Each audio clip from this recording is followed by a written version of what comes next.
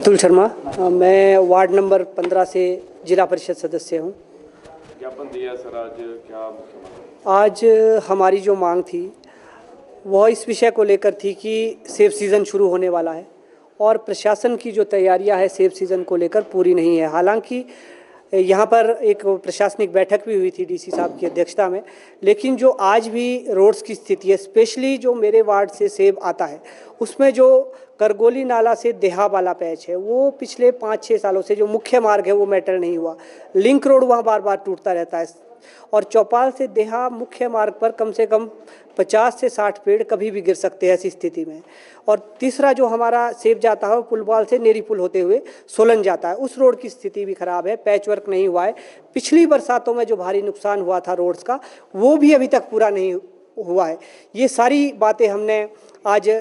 DC साहब से रखनी थी, डीसी साहब नहीं है तो हम एडीएम साहब से अभी मिले हैं, सारी विषय को लेकर इनसे चर्चा की है। और दूसरा, पिछली साल जो एचपीएमसी ने सेब खरीदा वो एक तो जगह जगह सड़ गया, उसका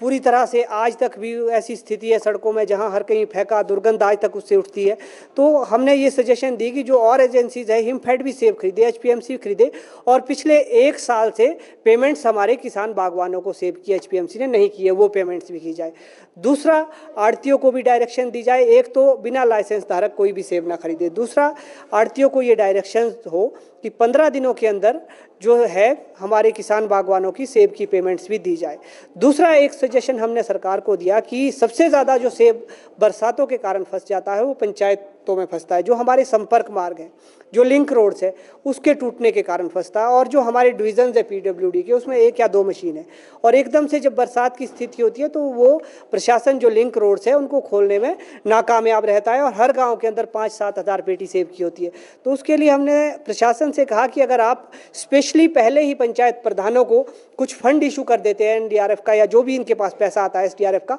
उससे फंड स्पेशली प्रधानों को इशू कर दिया जाए ताकि आपातकालीन स्थिति में ऐसी कोई भी संपर्क मार्ग अगर टूटते हैं तो तुरंत प्रधान बिना किसी की परमिशन से उन लिंक रोड्स को खोल दे ताकि ऐसी कोई स्थिति ना बने और उसका